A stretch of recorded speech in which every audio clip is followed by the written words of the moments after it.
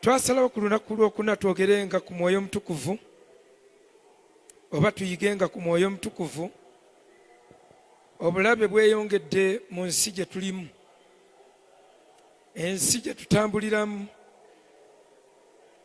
Kati kizibu n'okwesiga omuntu, ne mukazi we oyinza obutamwesiga. Ensi gyegenda mu maaso, omukazi omu bba yamunyiiza emabegakaawo, n'akubira abasirikale n'agenda n'agamba omwami wange ayina emmundu. Bano Abayiso ne bajja ne bakwata omwami we ne bamukuba nnyo bamwogeze emmundu gyeri. Naye bamala omukuba ennyo ne bakisuula. Oluvannyuma omusajja alabika tayina. Kati bwe bamuta n'akomawo n'abuuza omukazi, lwaki koyenze nange wali onvuma ekisusse, kati nga nte ndi munafu nga nyina kukolera ki?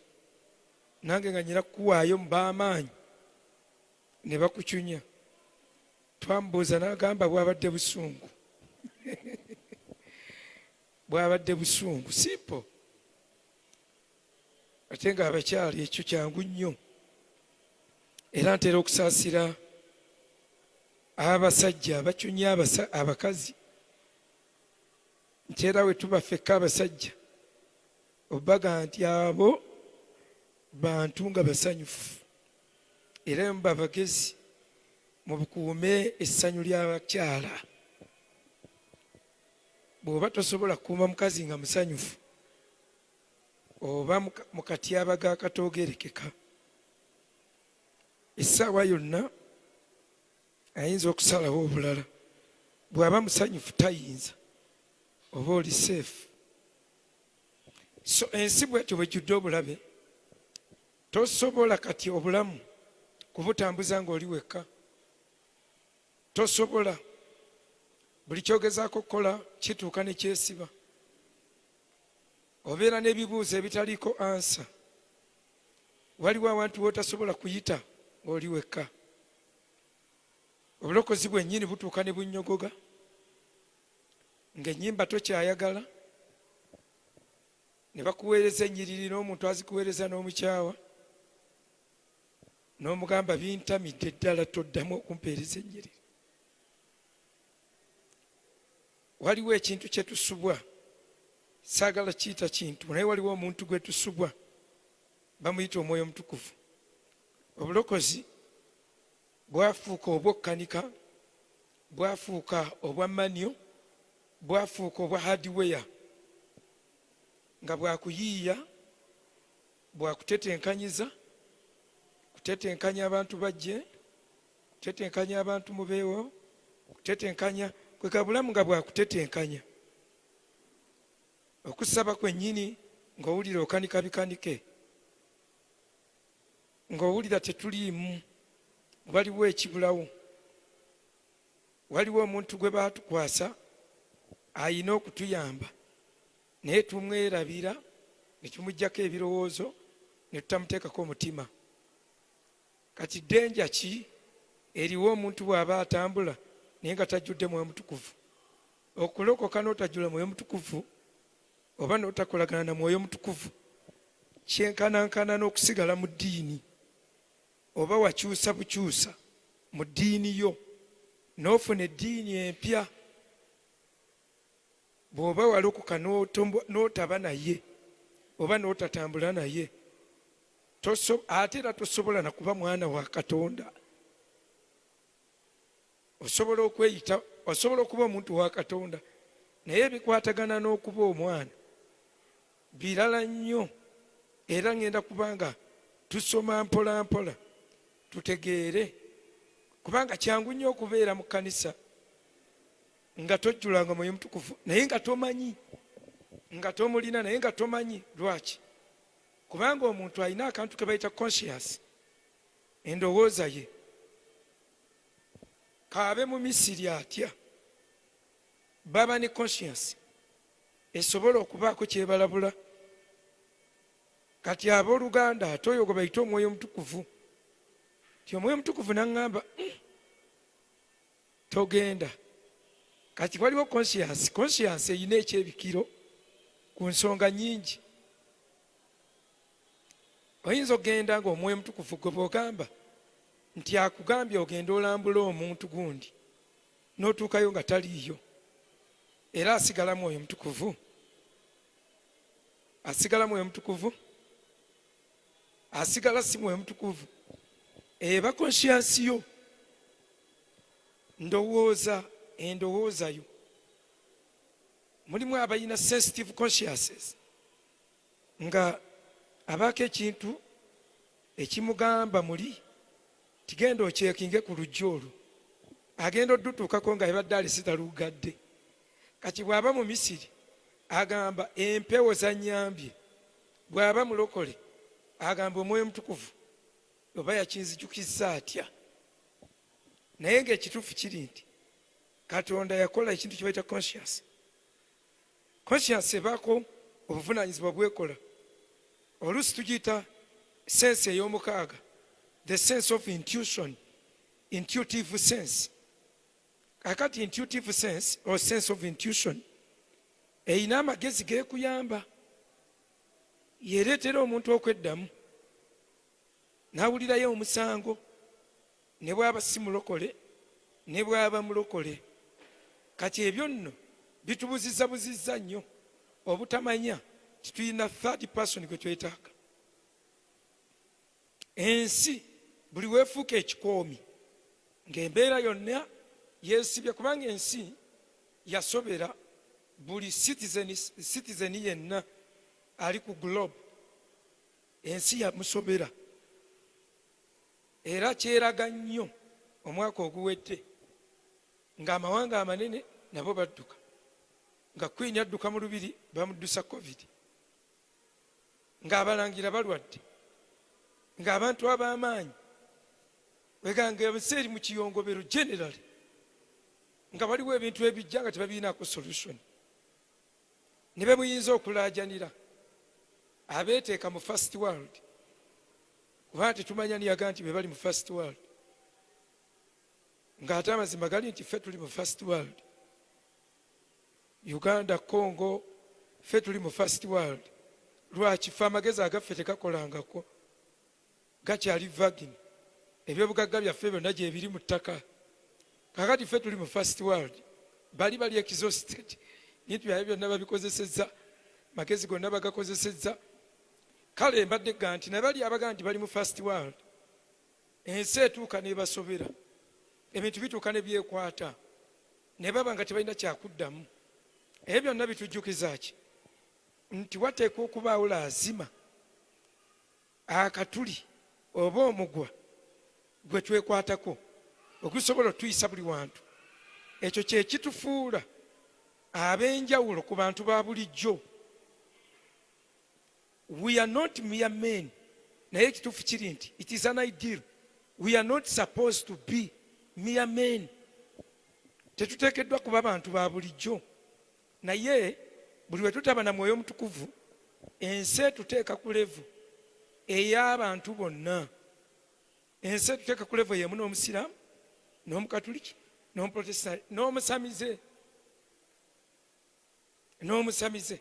Era luli nali ndaba ka vidiyo nga baliwo abagenda okwegayirira ku lw'eggwanga, nga naye abasumba babiri, abasumba abamu baali batudde sayidi eno nga balala batudde eno, ne Maama Fiina nga waali akulira abasamize.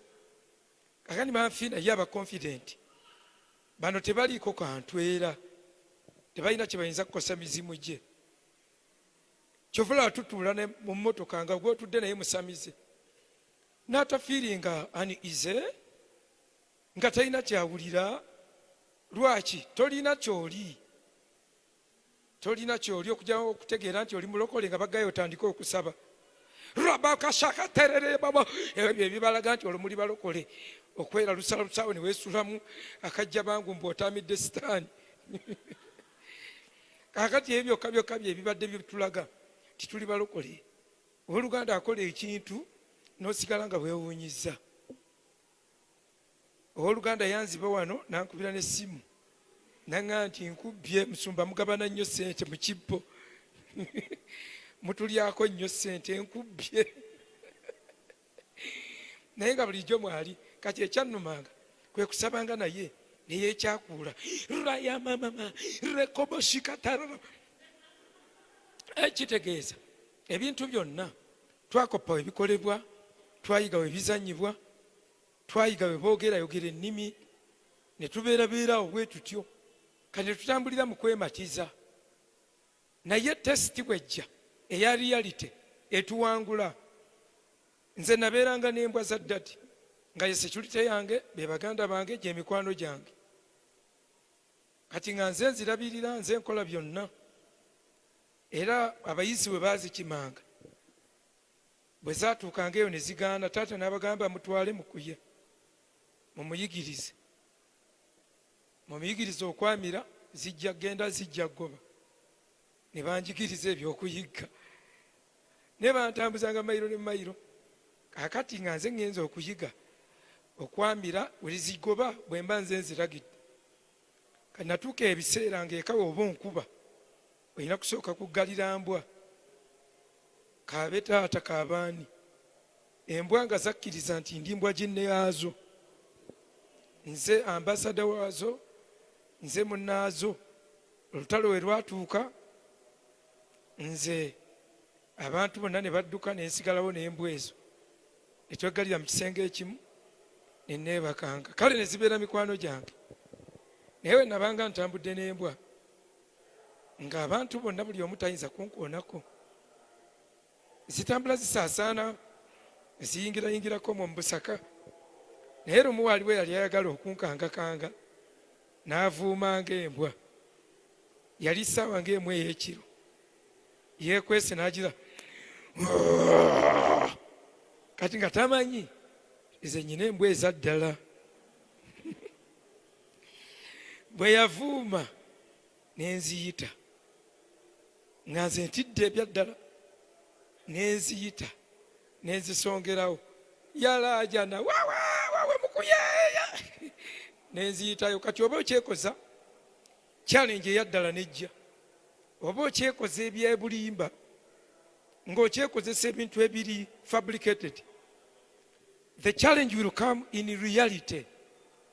Osobola okufabricating a solution naye you cannot fabricate the challenge. Bwe buzibu bwe tulina. Bw'olowooza nti omwe mutukuvu wakuzanyisa ne weefuula amulina, w'alina okubeera applied. Bwe otuuka mu mbeera eyo tabeera applied. Embeera ne zitukuba, embeera ne zitumalawo. I am a storyteller. Without telling stories I die. Edda ennyo twasoma akatabo nga batubuulidde sitole y'enkoko. Baatunyumiza sitole y'enkoko. Enkoko eriko ekintu kino baluyita lujinirizi, kikoobu. Kati enkoko bwe zaali zikyali wild zaamatiza ensolo zonna, mbu zo ziriko omuliro. Kikyo ekintu kyokya, kikoobu kyokya. Era ebisolo byonna buli omu nga akasolo akazaala kagamba akaana kaako temuzanyiranga ku nkoko eriko omuliro. Nti bw'ogikwatako ku lujinirizi bw'oti omuliro gukukwata, omundi gumu egujja wenna n'oyaka. Engo neerabula abaana baayo, n'empologoma neerabula. Kati buli eyagambanga ku nkoko ng'egoba sobola bookya ensolo ne zidduka nga naye zo zimanyi zirimba. Zaalinga zirimba. Naye olunaku lumu enkuba n'etonnya mu nsi yonna, omuliro gwonna ne guzikira.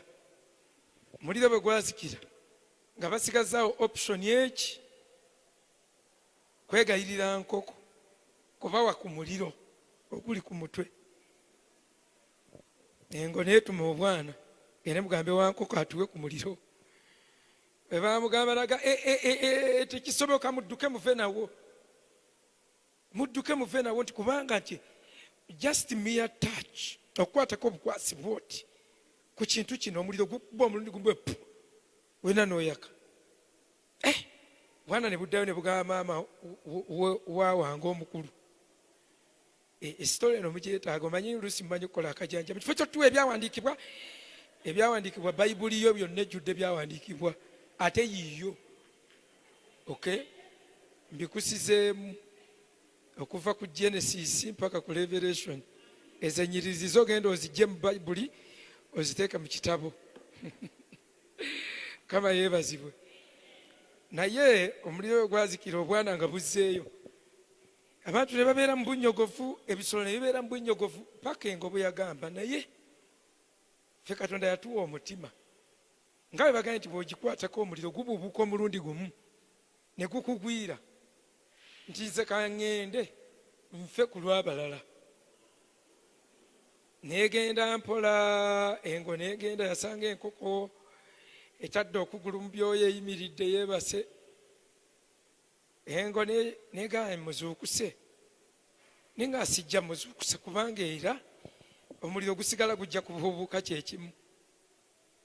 Neesoobya, negenda n'obusubi neesookesaako nga n'okuzibiriza ezibirizzaamu kwaterumu omuliro edduke nagwo abalala bakoleze ku yo. Enkoko teyawulira. Engo neesoobya omukono neekwata ku lujinirizi, okukwatako ng'ekintu kinnyogoga. Enkoko neezuuka negamba, nkwokya kengo twaliza muli, otulimbidde ebbanga ddene, tugenda batandikako balya. Okusiba nga ziri mu maka g'abantu. Zaali flying birds, zitya n'okubuuka okulinnyawo, zitya n'okubuuka okusuka ekyo ekizimbe. Zaatambuliranga mu bulimba mu byakiyaayi. Akati ne mulokole bw'ali, mulokole aba akyakanga rekeshete ryakasindarababa, ne bw'okuba baati ebweru badduka emisinde. Akati you do your tests because you have kubanga kyolinanga solution kyabuyaaye byakula erimba. Osobola okubeerawo nga tojjudde mwoyo naye nga tomanyi ye. Bwe tusoma mu Bikolwa by'Abatume essula 18 layini eya 24 tulinamu n'omusomi era. Okay, tulabanga n'omusomi wa bayibuli.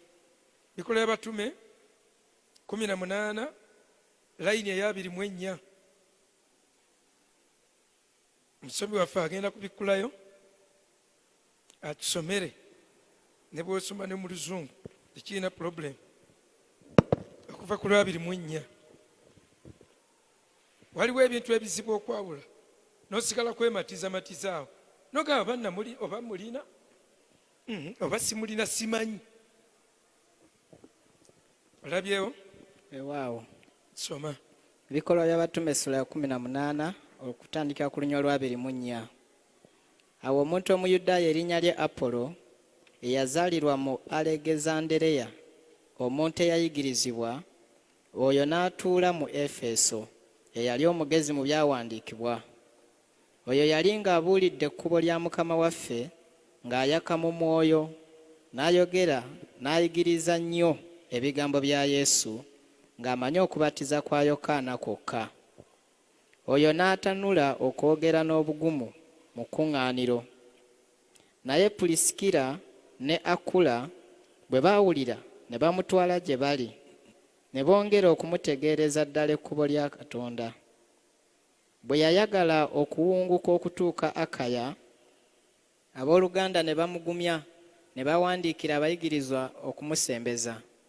Bwe yatuuka n'abayambanga nnyo abakkiriza olw'ekisa, kubanga yasinganga Abayudaaya amaanyi amangi mu maaso g'abantu, ng'ategeezanga mu byawandiikibwa nga Yesu ye Kristo. Haleluya. Amen. Ono yali ayaka mu mwoyo ng'ajjudde ebyawandiikibwa.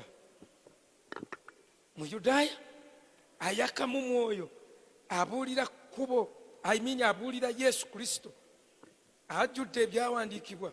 Akati awo bw'oba oyaka mu mwoyo, awo wazibu nnyo okutegeera nti tojjudde bujjuzi mwoyo. Ebyawandiikibwa birina amaanyi. Eyo bayibuli gy'olaba, minus being filled with the Holy Spirit. Okwata bayibuli eyo oba okuteeka ennyiriri mu munda mu mutima gwo kikufuula omuntu atali wa bulijjo. Ebyawandiikibwa birina omuliro gwabyo. Kati omusajja ono yali musomi wa Bayibuli nnyo kayingo, era abamu bagamba yali yakwata ebitabo mu Lugriiki nga yabikwata mu mutwe.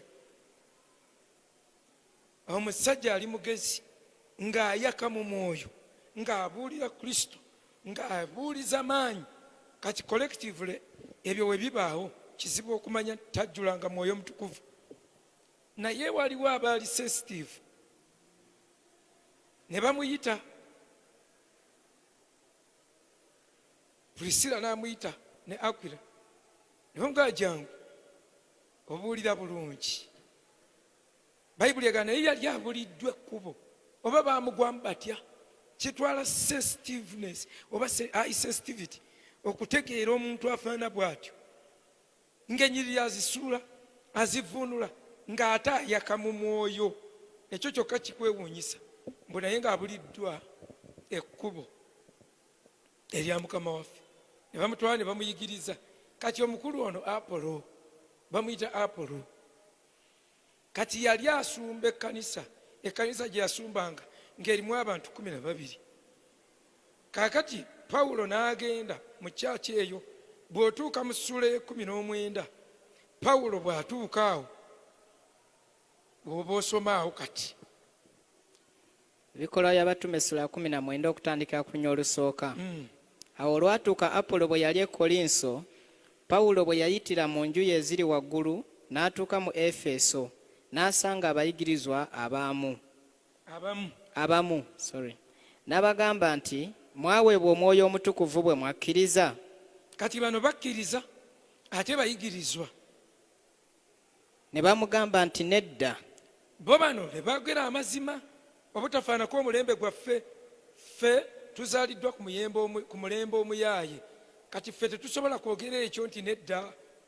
Ffe ogamba mulimu otutonotono, mulimu otwoyo tonotono, njagenda nnyongerako mpola. Naye bano baatambulira mwalaali ne bagamba nedda. Otyo kyekyaddako. Ne bamugamba nti nedda, n'okuwulira tetuwuliranga nti waliwo Omwoyo Omutukuvu. Kati ate bo baali bubi nnyo, bo tebawuliranga nti waliwo Omwoyo Omutukuvu. Kati ate ffe kye tubasingako nti ffe tukkiriza nti waliyo Omwoyo Omutukuvu. Naye ekyokuba nti omulina kyekiriko akabuuza. Kati wulira ekibuuzo kyaddako nga tebalina Mwoyo Omutukuvu, bagaanye n'okuwulira tetumuwulirangako. Ababuuza ekibuuzo ekiddako soma. N'agamba nti kale mwabatizibwa kuyingira mu ki? Kaakati olwo mwabatizibwa kuyingira mu ki? Muyina oguntu gwe mwayingiramu nga bababatiza, naye mugutuume erinnya. Ekibiina kyammwe mukituume. Oba okiyita Nkoba za Mbogo, oba Banyankole Kweterana, oba Nigiina Women Group, Kikonyi Women Group, gwe kituume kyonna. Ababuuza mwayingira mu ki olwo? Mwabatizibwa kuyingira mu ki? Kitegeeza bw'okkiriza Mukama waffe Yesu oba oyingidde, ye gwe mulyango. Era ayogera n'agamba eri mu ssuula ey'E10, oyo ojja kuwandiikayo mpandiika endowooza eya Yokaana essuula ey'E10. Annyonnyola n'agamba nti nze mulyango gw'endiga, bw'oyingira mu nze ate ofuluma. Bw'ofuluma n'ogenda n'olaba eddundiro eddungi. Atandika ayogera okuva ku lusooka actually, oyinza okukoma eringa ku Lwamukaaga. Ddala ddala mbagamba nti atayita mu mulyango ng'ayingira mu kisibo ky'endiga, naye n'ayingirira ewalala, oyo mubbi era munyazi. Naye ayita mu mulyango, oyo musumba w'endiga. Lwe lubadde olunyiro olwokubiri. Olwokusatu, oyo omuggazi amuggulirawo n'endiga zimuwulira eddoboozi, aziyita endiga, amannya n'azifulumya ebweru. Bw'amala okuzifulumya ezize zonna azikulembera, n'endiga zimugoberera kubanga zimumanya eddoboozi. Omulala tezirimugoberera naye zimudduka buddusi kubanga tezimumanyi ddoboozi, tezimanyi ddoboozi ly'abalala. Yesu n'ababuulira olugero luno, naye ne batategeera bigambo bwe biri bye baagamba. Olabika oba Lwa 7 lwe lugamba aziggulirawo ziyingira. Awo Yesu n'abagamba nti ddala ddala mbagamba nti nze mulyango gw'endiga. 8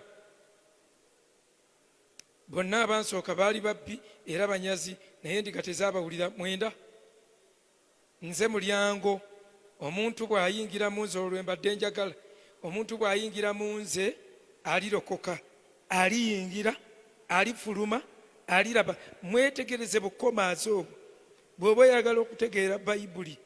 Buli kantu ke bataddewo kakulu. Zonna kasita olya statutes zonna, tulina essomo lye tusoma baliyita statutory interpretation, naye buli kantu kafuuka akakulu ng'oyagala okutegeera n'okuvvuunula. Agambye bw'ayingira mu nze alirokoka. Kati bwe tuyingira mu Kristo tuba tulokose. Aliyingira, ekiddako alifuluma, si kufuluma ng'ogwa n'ova mu bulokole. Ekiddako alifuluma, ate bw'alifuluma aliraba. Kati bw'omala okuyingira mu Kristo otuuka n'ofuluma mu ye nga yakwongerayo.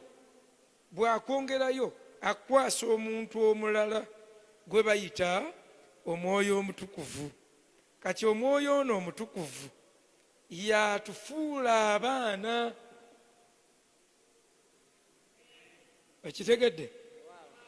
Kyova olaba olunyiri lugamba bonna abaamusembeza yabawa buyinza okufuuka.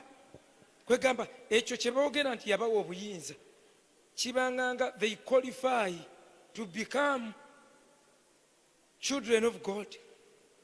Si lwolokose lwofuuka omwana, naye bw'olokokera mu Kristo oba oweereddwa mandate, you qualify.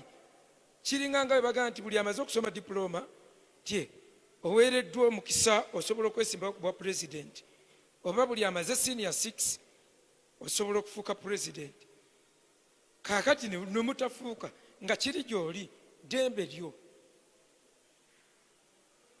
Kati bw'okkiriza Mukama waffe Yesu, n'abalala bonna baamukkiriza. Toyiwakana n'abaprotesitanti baamukkiriza. Era oyinza obbakkirizisa. Tusobola okwatuza ensi yonna. Edda ababulizi b'enjiri babbonke bo baali tebamanyi nkola zaffe ey'ekifirika, nga bo bwe baba babuulira enjiri tebamanyi baddugavu, balowooza bali genuine nnyo. Nga babagamba if you know you love Jesus put up your hand, nga bawanika emikono. Wave to Jesus if you love Jesus, nga bawanika. If you know that Jesus and God is your creator, you can receive a tract. If you know you believe God and you move by the God, you like God, put up your hand and get. Abaddugavu kasita ogabirako akantu konna nga kabwereere bakajjayo. Kati yajjanga n'obutabo miliyoni. Naga, if you know you have accepted Jesus and confessed him as your personal savior, you can come for this booklet free. How? Gwe kasita oteeka akagambo free ku kintu kyo, nkugambye naye kuba mulambo. Gwe n'oteeka akagambo free, ke kagambo akasinga obuganzi mu Africa. Mu Africa era obakuŋŋaanya. N'okubala ate abamu tebamanyi. Ojoogaye nti ogaba emitwalo 5 gya bwereere, omuntu agenda kulinnya emitwalo 4 ajja kime 5 egy'obwereere. Kama waffe yeebazibwe. Akati bo bwe baamalanga nga bagamba 1 million souls gave their lives to Jesus, bafandazi nga bongeramu. Naye kakati nze amanyi ndi mufirika proper and a villager, nze manya bumanya nti 1 million souls, 1 million Africans be baalokokanga nga bonka abuulidde. Era ye yabanga harvest ow'amaanyi, ye evangelist akyasinze okukireega mu nsi yonna. Naye nga evangelist wa Afirika, kati ffe Abafirika baffe tubamanyi nti balokoka, naye olina omuddamu n'enkya. Nze mbalabye bangi n'omwatuza obulokozi n'oddamu okusanga nyinami gwe naleetanga wano. Nalina nze mukwano gwange olwaleero kati musumba, mukwano gwange Rajabu Thuman Sengo, naye yalokoka yalokokera mu lutalo lunene nnyo naakulabye. Twali tubuulira njiri y'abasiraamu kuwakana azaawo n'obupale obuteme buli eno waggulu mbw azze naye alina byabuuza ne tumwokya. Bwe twamala omwokya alokose ne waba olutalo lunene naakulabyawo. Kakati bwe yalokoka ne muzijja naye wano ne mbeeranga naye. Naye buli we twamalanga okusaba ne tugamba we have prayed in the name of our Lord Jesus Christ. Nga nzize ebbali ng'agamba nkubuulira ekigenda okungoba mu kkanisa kyekyo. Lwaki musabira mu linnya lya muntu naye nga yakkiriza omuntu? Ne muddamu ne mumatiza nga yalokose naye nga bikyamwesittaza. Yabanga ali awo omulala nakwata akazinda rokoboshetere yandaraba nage kati lulimi kyolwo nga bingi nnyo ebikyamwesittaza, bingi nnyo byatategedde. Okwe kulokoka kw'Omufirika taggwerayo. Tubanga edda we twagobanga enkima tubanga tuti ozigoba oba ogenda weesaga nti nzi tutta emisinde, ogenda okutunula emabega nga ziri mu kulya n'ogakatuna. Kubanga zola enkima tedduka mu holoseero, enkima edduka y'ebigere nga bweyimiriza amagulu abiri n'ejoba. Egenda okulaba agoba akyuse naye neekibuka ne mudda mwenna. Kati ye Mufirika. Yesu yeebazibwe. So tuzzeeyo ku reality. Bwe tulokoka n'okkiriza Kristo, oba ofunye oweereddwa obuyinza okufuuka omwana wa Katonda. Tagaye nti oba ofuuse, wabula oba oweereddwa obuyinza okufuuka omwana wa Katonda. However, tusobola okugamba nti tuli baana by faith. Mu nnyumba ya Yesu ndi mwana, mu nnyumba ya era kirungi ne mu luyimba bwe mutyo. Kitegeeza ebweru mu nnyumba ya Yesu ndi mwana, mu nnyumba ya Yesu ndi mwana. Bwe nfuluma mu nnyumba nziba mulala, bwe nfuluma mu nnyumba mba musiraamu. Kirungi ne mu luyimba bwe mutyo nga mu nnyumba mwobeerera. Naye buli bonna abamukkiriza oluliro walusomako bw'abamukisembeza yabawa obuyinza luliriddawo. Banendabye okundekera Bayibuli ne muginziririra obwomu. Mu Yokaana essuula esooka layini ndowooza eyinza kuba ya 12 oba okuva ku ye 12. Bonna abamusembeza yabawa obuyinza okufuuka abaana. Ani alulabye? Oba kompyuta wange tanteereddeeyo. Yokaana enjiri ya Yokaana essuula esooka olunyiri lwa 12. Naye bonna abaamusembeza yabawa obuyinza okufuuka abaana ba Katonda be bakkiriza erinnya lye. Very good. Bonna abaamusembeza yabawa obuyinza okufuuka abaana ba Katonda abo be bakkiriza erinnya lye. Kaakati olwo 13 lukulu nnyo abataazaalibwa musaayi newankubadde okwagala kw'omubiri newankubadde okwagala kw'omuntu, naye abaazaalibwa Katonda. Okay, kaakati bw'amala okuwa obuyinza okufuuka omwana, kyekino kyayogedde nti anzikiriza ayingira. Naye bw'ayingira tafulumira wano, ayingira n'afuluma. Bw'afuluma bamukwasa omuntu omulala gwe bayita Omwoyo Omutukuvu.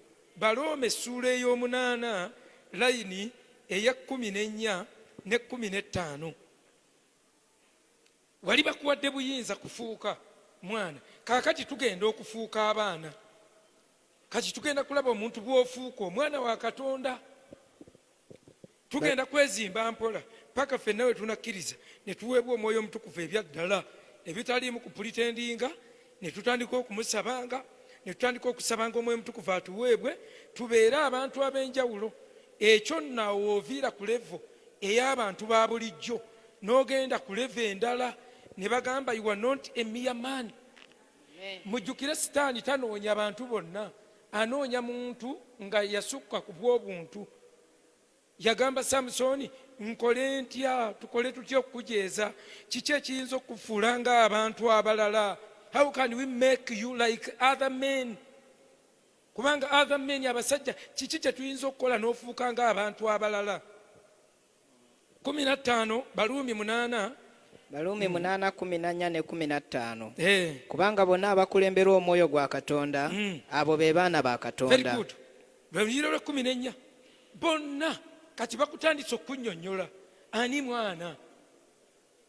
Bonna abakulemberwa ng'omwoyo yakulembedde yamala okulokoka n'afuluma ayitidde mu mulyango gwe bayita Kristo n'afuluma. Bw'afuluma wabaawo omulala amukwata ku mukono nti kati oyo bw'amukwata ku mukono amukulembera amutwalawa amutwala eri taata. Kati oyo gwe bakutte baba bagenda mufuula mwana wa Katonda. Omwoyo omutukuvu gwakutte nga yamukulembedde. Omwoyo omutukuvu yakulembera n'akutwala. Kati akutwala eri taata. Bw'akutwala eri taata awo tugenda kuddawokko. Tulusome era siti tusome tusome lujja tumala lujja tukolerawo. 8:14 Abaluumi. Kubanga bonna abakulembera omwoyo gwa Katonda otyo abo be baana ba be Katonda. baana ba Katonda. Kubanga temwaweebwa nate mwoyo gwa budde okutya. Tetwaweebwa mwoyo gwa buddu okutya. Every fear comes from the spirit of slavery. Omwoyo gw'obuddu gwe gutuleetamu okutya. Ne bakunyumiza sitole waliwo ekigoberera. Mwenna temuli balokole. Gurupu ezo zonna waliwo ekikulondoola. Bwe wabaawo ekinnondoola ng'ate waliwo ekinkulembedde. Waliwo ankulembedde. Tuyite mu Kristo ne tukwatibwa ku mukono. 14 n'agamba abakulemberwa omwoyo wa Katonda. Omwoyo omutukuvu akulembedde. Kati ate omusumba akuleetera sitole waliwo ekigoberera. Kati ndi mu kutambula n'omwoyo omutukuvu. Omwoyo omutukuvu akutte ku mukono tugenda. Gw'ate oyogerera mu matu gange waliwo ekikulondoola. Shut up. Waliwo ankulembedde. Nawe muddengamu nti waliwo nange ankulembedde. Kati ebiba binyumiza atalina gwe batakutte ku mukono. Kyone ye tetwaweebwa mwoyo wa kutya. Kati ogenda okulaba wamma kanfuneyo ani wano ananyanguyira gw'obojja gwe munange. Kaakati singa ono ye mwoyo mutukuvu ankutte ku mukono antwala wali. Kati oli ye Katonda kitaffe olwaleero mu ddakiika zino. Kaakati ono ye mwoyo mutukuvu. Okay? Baneete mubyeyita ne muleeta obuzibu. Sinze ntuuma. Kaakati banzijeeyo mbadde musamize Kristo azze ampise. Mujja gye ndi abakooye n'abasobereddwa ngenda bawummuza. Kaakati nzize bwe nzize ampisizzaawo annaazizzaako ebibi n'agamba mbikusonyiye. Byonna mbikusonyiye. Tebaliiko musango abali mu Kristo Yesu. Okitegedde? Ye Baluumi mmeka eyo? Baluumi 8 oyinza n'ogyeyita nga lyerinnya lyo. Kati Baluumi 8 agamba now there is no condemnation unto those who are in Christ Jesus. Kati bw'omala okujja n'oyingira mu Yesu agambye ojja kufuluma. Akuyisaawo buyisa. Kati bw'akuyisaawo n'akugamba nkuwadde ono akwashalinge to the Father.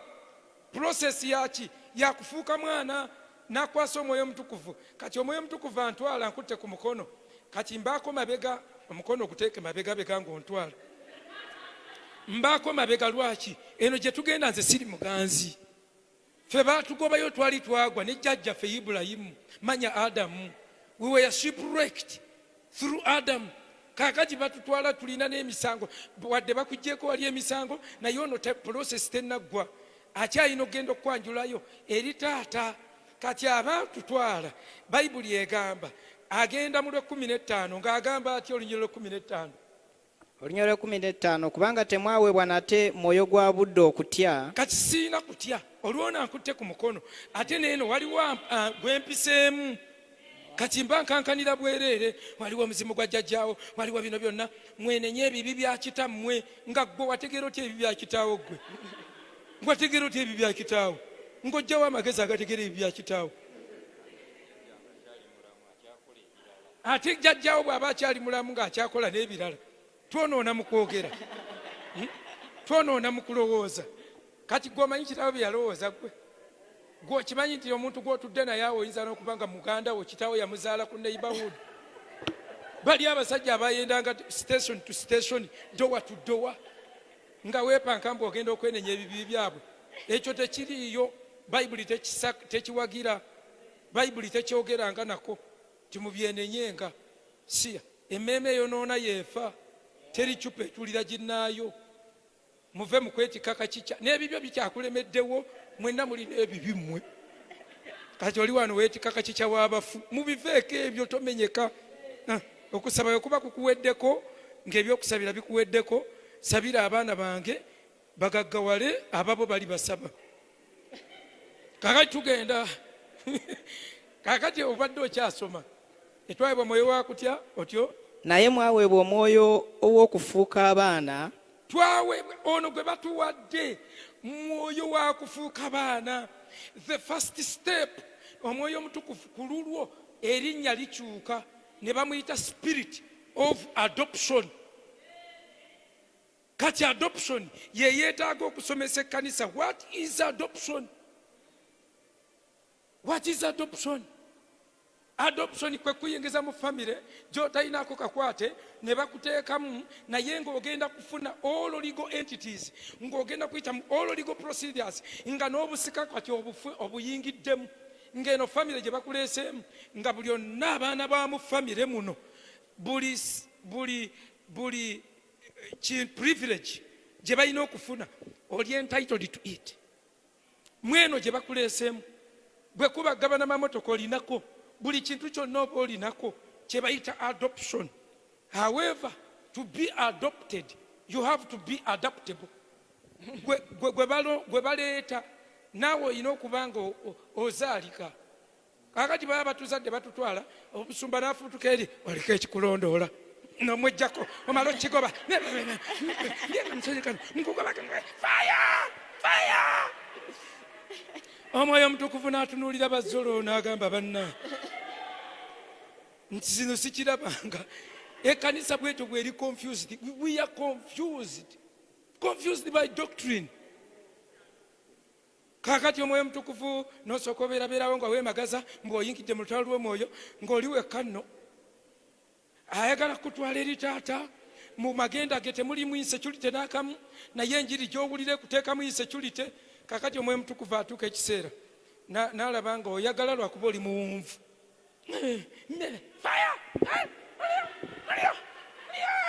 Nsuula mu bbanga, sitaani kukuba akagatto mu mutwe. N'alaba nga bambi, n'akusaasira n'akomawo. Bwe akomawo olugendo luli lumu, to take us to the Father. Era kati erinnya lye tebamuyita Holy Spirit, bamuyita Spirit of Adoption. Abalina ez'oluzungu kyekiriwo. Kakati n'abanga akutwala akukimyeko, oba wakatambula ebigere bibiri n'okola loosi mu dduuka, oba ne lijja omuliro ne bagamba n'eryajjajjawo era lyajjako omuliro, n'ogamba ekiki nti bw'otaataame amaduuka gazze gajja. Kati era mulina ekibalondoola. Kojja wa jjajja wa ssengaawo simanyi yafunyisa omwana olubuto, kati ate ne kizibwe n'alumufunyisa, naawe era olufunyisizza. Weerwaneko mulinyasa peka ebyo byebiri mu kyakiko. Naye Katonda alina ekisa, n'addamu n'akukimako. The spirit of adoption process yaki kutufuula baana, being adopted to the Father. Mbwe atufuula abaana, waliwo kojja okusomako akasembayo kakulu nnyo. Atukaabya nti Abba kitaffe. Mbunga akaaba ng'agamba atya? Abba kitaffe. Abeera mu ffe ng'atutwala eri taata. Omanyi sitole gy'agenda nayo, agenda agamba Abba, ng'agezaako okugamba nzize kwanjulira. Please be kind. Yes, he is your son who has ordered him to come. Your son has selected him. We are tuli balonde. He has been chosen by your son. Kakati agenda yeewozaako ono mulonde kubanga amumanyi, yatugobera mu busungu, agenda akaaba Abba, Abba Father. Lwaki agamba Abba? Kitegeeza kitaffe, kitaffe, kubanga ono gwaleeta ayagala mufuula mwana, kyekimugambisa Abba Father, Abba Father. ekyo kye bakootinga mu Hebrew nti abba kitegeeza kitaffe, taata. Mpako taata bw'anakkiriza n'atuuka n'akyagala n'amusiima. Kakati bw'amala ekyo ng'olwo omaze n'otambulanga noono. There is insecurity all over. N'akuwa gw'ogenda okutambula naye nga yagenda okukulabula, tokikola kubanga gwe oli mupya mu famire eno. Kati taata gwakwasizza yakulabula. Bayibuli egamba atulabula ng'ayima mu ggulu. Ajja mu mutima, ajja kati mu mutima kasita bakkiriza. Let me tell you, ozeeyo ojja kudda. Kaakati ono bwe ntuuka wali atubbira bintu okuva mu mutima gwa taata. No one knows the will of the Father apart from the Holy Spirit. Kati ekyo Bayibuli bw'onoogenda mu maaso mu lunyiriri olw'27 mweyo Baluumi 8 ogenda kwewuunya ekisa ekyali ku Pawulo. 27 agamba atya, naye akebera emitima amanyi okulowooza kw'omwoyo bwe kuli, kubanga awolereza abatukuvu nga Katonda bw'ayagala. Kaakati omwoyo ono omutukuvu yagenda in the heart of the Father n'atubbirayo kati taata bw'aba ayina ekirowoozo nti oyo agenda kuttibwa, oyo agenda kufuna ekizibu, oyo kale yakimanya nga si yakipanze, naye agamba oyo agenda kufuna accident. Agimanyi because he sees the end from the beginning. Alaba enkomero ku ntandikwa. Isaiah 46:10 Bayibuli bwetyo bwegamba. Kati olw'okuba byonna abiraba, abantu bwe bawubirwa ne bagamba it was predestined, era Katonda yabakisalawo nti nja kugwa. No, yakimanya. Naye ng'agamba I just wish he gives me permission nenyingira mu bintu bye. Singa kale asaba, singa ŋŋamba. Kati ono yalina omulukusa olwo olunzibirayo ebibuuzo kingenda gwa mu batemu ekiro kya leero. Omwoyo ono omutukuvu olw'okuba ndi naye n'ambuulirako.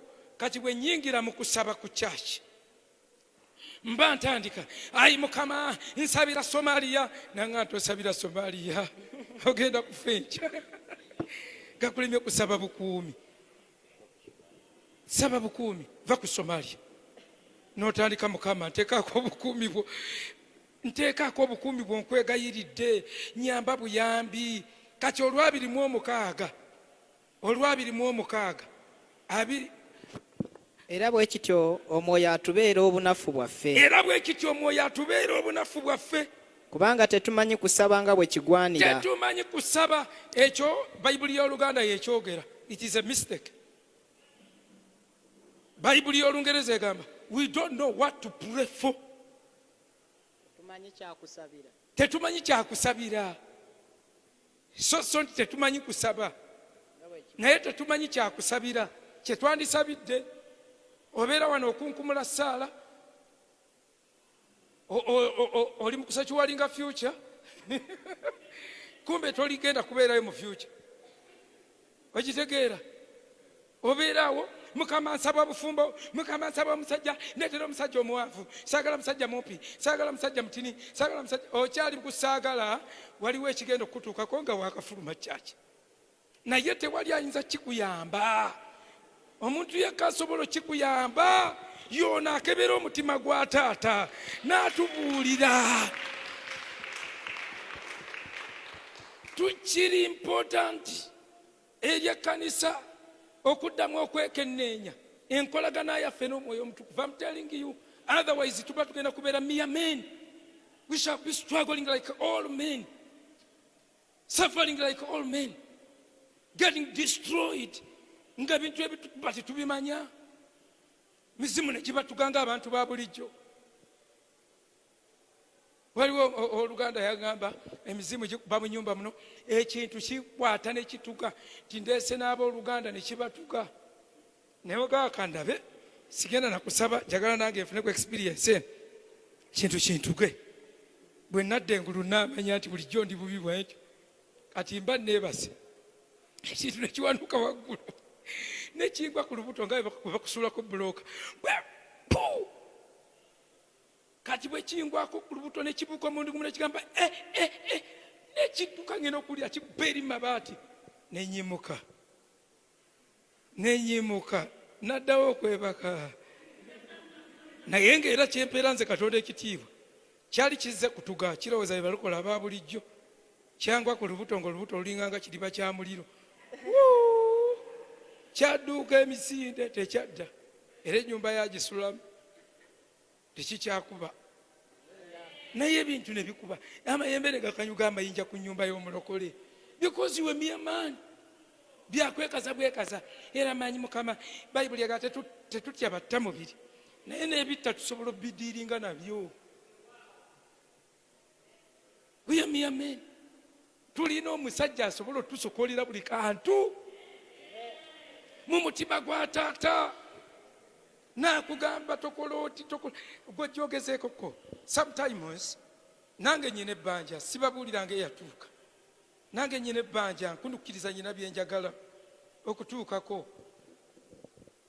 tulina bannaffe betwadde nabo nga tuli basatu nabagambye mbabuulire tugende tusabe Katonda atuwe omwoyo omutukuvu lwaki atwongere kale okukolagana n'omwoyo omutukuvu okubanga oluusi omulina naye nga tomukozesa ng'ayogera n'ogaana n'omukwenkinga kivula Bayibuli ega kwenkin unto the Holy Spirit temumuziiza bamuziiza bati ayogera wadde oba tomuganye nti shut up naye ng'obumaliivu bw'olina ku ekyo kyaggambako tolirwedde kikyusa oga ngenda muvuma naga abavumi tebagenda ddirinyamu ngenda muvuma nenenye kati awo oba omukwenkinga era ayinza okuleka n'ogenda mu maaso n'omuvuma oba okyamuvuma olina kukuba muba mulwana n'ogwa mu motoka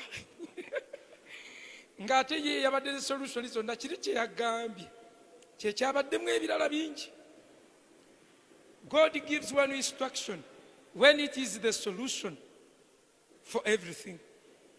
Ye bwaga nti tobbanga tolowooza mbu aba atya nti ogenda mukubba ye nti oba atya kuggwamu takubuulira bino byonna emiggo gye bagenda okukuba mu katale bagenda kukuba bakuyire n'omwenge ye tabikunnyonnyola akugamba bwayi tobbanga toyendanga takunnyonnyola sirimu ajja kukwata oyinza okufuna olubuto oba oluzaala n'ogenda ofiiraawo ng'ate kubanga obadde tonnatuuka omusajja ayinza okudduka dere oyinza okuzaala akantu nga kalifaanana bulala musobola okuzaala ye agamba kimu toyendanga obwenzi bwo Katonda tebumukosa amateeka gonna ge yabawa gayamba mmwe gayamba ffe tewali tteeka lye yatuwa nga bwe tulikola nga kimuyambako nnyo n'anyirira n'agamba maayika leero ngezze myself nedda kaakati omwoyo omutukuvu buli wakugamba instruction n'ogaana oba omukwenkinze bw'omukwenkinga ayinza okusigala naawe kaakati bw'asigala naawe ne mutambula bw'omala okwonoona ng'akuganye ng'akyuka ng'akukonvikitinga ng'atandika kukulumiriza asooka kulumiriza butukuvu tolwana tokibba oli mulokole awo abalumiriza butukuvu bw'omala okibba n'akutandika obbye oli mubbi awo alumiriza musango kakati awo abakuleeta mu kwenenya peyini eyo bwekutuukako kama yeebazibwe naye tusubwa we are missing a mark tusubwa omuntu ono the third person of the Trinity tutoba n'obulamu nga tulinganga abataaweebwa tutoba Bayibuli eyogera mu Yokaana 16:8 kuva ku 8 tujja kukoma ku 14. Likewise the Spirit also helps us Yokaana 16 okuva ku lunya olw'omunaana ye bw'alijja Yokaana 16 okuva ku lw'omunaana agambye atya ye bw'alijja ye bw'alijja alirumiriza ensi olw'ekibi agenda kulumirizanga ensi ekibi, n'olw'obutuukirivu agenda nga girumiriza obutuukirivu, n'olw'omusango. ate oluvannyuma ajja girumirizanga olw'omusango. Omuntu ogwo kubanga is the witness, he witnessed you when you were sinning. Ensi agirabye ng'eyonoona, ensi bw'emaze okwonoona ne bamukwasa, ensi efune conviction yenenye, ensi bw'egaana ate era ye agenda okubanga ye mulumiriza, he will be the witness ku musango n'ensonga wali aziwa nti ye bw'alijja alumiriza ensi olw'ekibi, olw'obutuukirivu n'omusango. Ebintu bisatu: olw'ekibi, olw'obutuukirivu n'omusango. Naawe era ensonga ssatu respectively, ensonga ssatu ezigwa mu egyo emirimu, mu threefold ministries concerning with the world. Olw'omwenda, olw'ekibi kubanga tebanzikiriza nze. Kati awo n'atandika okuwa ensonga lwaki ensi egenda kulumirizibwa olw'ekibi. Kugaana okukkiriza, okugaana okuwulira eddoboozi. N'agamba olw'ekibi kubanga tebanzikiriza. Bwe tuba tubuulira enjiri ku crusade, aba alumiriza kubanga abantu bagamba lwaki ndokoka, n'abalokole namwe muyina ebibi, kati ndokoke nakoze eki? Naye Omwoyo Mutukuvu yayambako n'alumiriza abantu, n'abalaga nti bali filthy, babi, balina ebibi. Naawe ensonga endala: olw'obutuukirivu kubanga ŋŋenda eri Kitange, so nammwe temukyandaba nate. Kubanga obutuukirivu Omwoyo Mutukuvu yabusomba okuva eri. Yesu agamba bwe sirigenda talijja, agenda bajjira ku byange bye ngenda okujja ku Kitange. Kati yalumiriza obutukuvu, naawe n'ensonga gye ngenze eri Kitange. Eri yo litakkiriga teyekkiriranya na bibi. Era ensomesa eno ey'abeekisa si ntuufu, ey'okugamba nti bw'oyenda nti oba siirudi, nti yatugamba siiru, ekyo nakyo tujja kukisoma nti kati obanga cupa ya bbiya bwe bagisuula mu busa nti bbiya tayonooneka tayingira mu busa kubanga eri siirudi. Kati eyo ensomesa eyo ekutte nnyo abayivu naddala, kubanga abagisomesa basiiga gisomesa mu Lungereza. Lungereza luli anointed, ti abantu kizibu omukebera nga bwabuulira mu Lungereza. Olire bwababuulira naga, everybody here, you look like dogs in Jesus' name. Mugamba yes, yes Lord. Tewali nnyo akebera muntu ng'abuulira mu Luzungu, owulira nga ebiri anointed byonna biba bituufu. Akati bonna bayiika muli era enzikiriza yejjuzza nti bw'oyenda, it doesn't matter, kyali ku magenda go, si kibisi bw'okikoze, kiri ku ngulu. Bwe basomesa tokasalamu n'ogenda ogaa nti bwe nasomesezza. Amanyi nze munsalamu bufuufufu bwe butyo ne mubutambuza ensi yonna leta. Nyinza okubuulira Samoni ey'amagezi okumala nemba n'owulirayo kensabidde abakazi bayige okwambala empale. Akantu ne katambula, enjiri tetambula. Ne katambula abakazi empale n'obuuza, what is the essence? Kaja ensi yonna China wakeetola bwe kati bwe kakomawo kakutukaaka. Naye tewali naafaayo nti baali yali abuulira ku ki? Nali nsomesa ku Yezeberi. Ne basibwa message y'amagezi ne badda ku mukazi atayambadde empale. Can you imagine?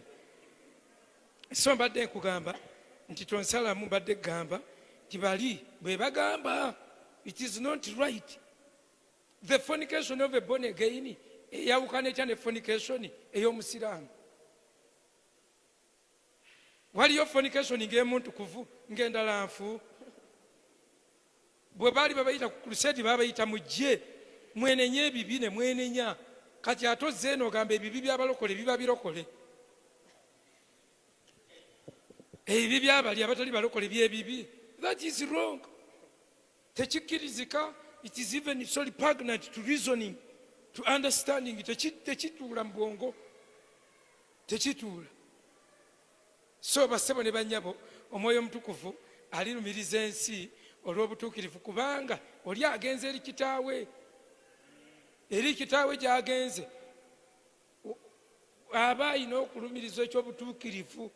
Okwo okulumiriza okwo kuyinza obutaba nnyo okwokusalira omusango, kuyinza n'okuba okwokuwagira continue, okuyinza okuba okwokuwa confidence kyokola kituufu, go on, ng'owulirayo amaanyi amalala agakusindiikiriza okukola kyokola, ng'oyinza okufuna criticisms okuva eri abantu abalala, naye ng'ate ono akuliko Omwoyo Omutukuvu yakugamba continue nga yalumiriza ekyo kituufu, ekyo kya butuukirivu.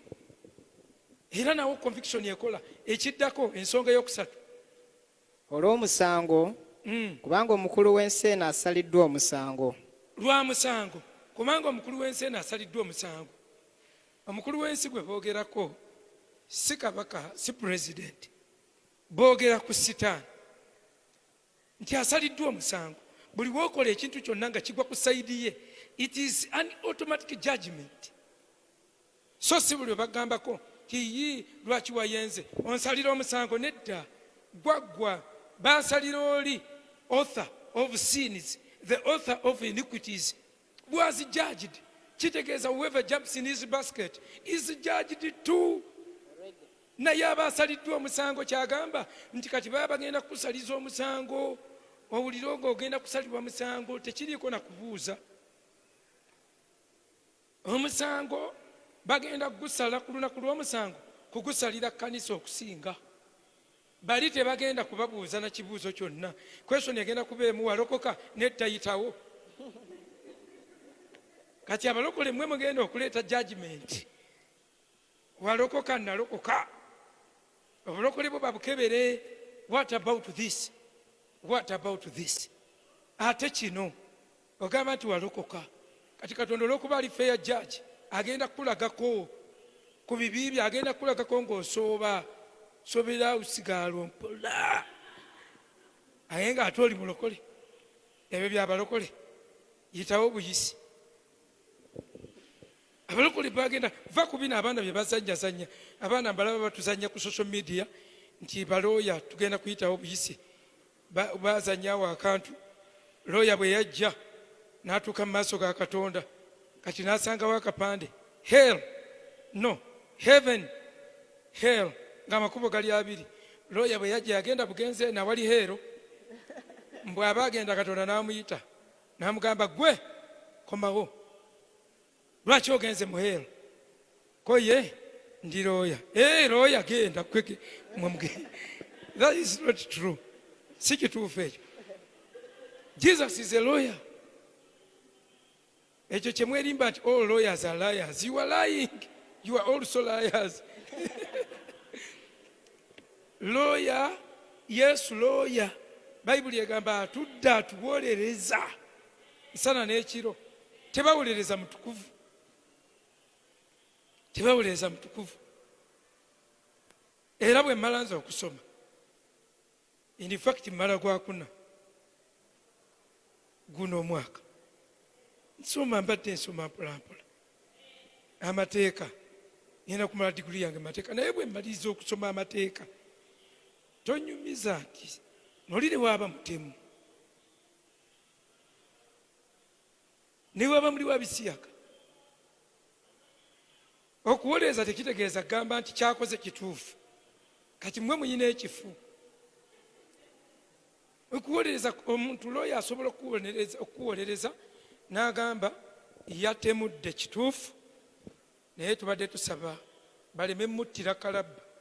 Alina abantu bawolereza, manya balabirira n'ebirala bingi nnyo. Alina omukazi ow'olubuto, alina abalongo bana, nga byaddala. Tisaba omulamuzi mbadde nsaba ekibonerezo kye kibeere kusibwa mayisa, bamulabirengako mu kkomera. Looya asobola okukuyamba n'akyusa ekibonerezo, asobola okukuyamba n'owooza ng'ova bweru. So si gamba nga mwemulowooza mbukugamba nti gamba tewamuse, sebo teyasse, Katonda teyamusse omuntu, si bye ebyo bye mulowooza. yakuyamba buyambi mu magezi mpolampola. Kyova olaba tuba ne looya sayidi zombi. Omusango gwe gugenda okusinga ayina looya, n'agenda okugusinga ayina looya, ate bonna bamalira ku LDC. Kati ate gwe ogamba otya nti kiba bayasi bwekityo nga bwe mulowooza? So mbadde nkugamba alirumiriza ensi omusango, kubanga omukulu w'ensi eno gwamusalirwa. Kati buli ayonoona ekintu ekigwa ku sayidi ye, of course tebaddamu judgment. The judgment was already set. Judgment was already set. Eno esookerwako ekuyingiza etuyingiza mu kifo kye bayita Geyeena. Eri endala egenda kuba mu nnyanja eyaka n'omuliro. Tukomyewo ku Mwoyo ono Omutukuvu. Tusubwa ekintu eky'ebbeeyi, omuntu ow'ebbeeyi, called the Holy Spirit. Kati confusion ensi etabuka lwa kino. God is one. Katonda ali atya? Kakati ate ffe tugamba God the Father, the Son, God the Son, God the Holy Spirit. Ebitabo bikiwandiika, naye okusinziira nze bwe nsoma ne bwe ntegeera mu Bayibuli tekiriimu. Mu Bayibuli temuli nga boogera nti God the Father, God the Son, God the Holy Spirit. Kati Trinity eyo Catholic Church yagiteeka mu nsi. Trinity eyaffe ndala, ffe tukkiriza nti God is one, Katonda ali omu, but in 3 distinct persons. He is in Trinity. He has his spirit and he speaks, he does things according to his word. Ayogera ekigambo kye, era ekigambo kye bwe yakituma gye tuli yakyambaza omubiri, tuleme kyekanga, tuli ba mubiri, tetwandikiriza. Eddoboozi bwe lyandizaawo ne ligamba mujje gye ndi, ng'oliwulira buwulizi wandisengusenga busenguse, mwandisibyengamu emigugu n'ovaawo n'ogamba emizimu gyogerera wano. Naye ekigambo yakyambaza omubiri, ne kibeera incarnated mu mubiri. Kigambo kye God is one, ne kijja gye tuli. Era Yesu tetulina mulowoozaako ng'omuntu wa bulijjo. Ekyo nno kye kirebesezza Abasiraamu bonna okutegeera ensonga eyo eya Trinity. Bonna bagamba Bayibuli yiina egambye God is one, Katonda ali omu. Yokaana 17 Bayibuli egamba buno bwe bulamu obutaggwaawo olunyiriri olwokusatu, okutegeera Katonda omu ow'amazima. Ne bateekako ne Kristo ne. Kati Katonda bw'aba ali omu, aye tugamba otya God the Father, God the Son, God the Holy Spirit. Ate Bayibuli egamba God is one. Yesu n'asaba naga Kitange buno bwe bulamu obutaggwaawo okutegeera Katonda omu. That is life eternal. Kakyo kitegeera obulungi mu ngeri ejja okuyamba obwongo obukitegeere, ne baganda baffe Abaisiraamu bategeere kye tugamba, bagambe Katonda ali omu, yayogera ekigambo kye, ye yakyogera, ekigambo kye kikola missions, era yagamba tekigenda kukomawo nga tekikoze.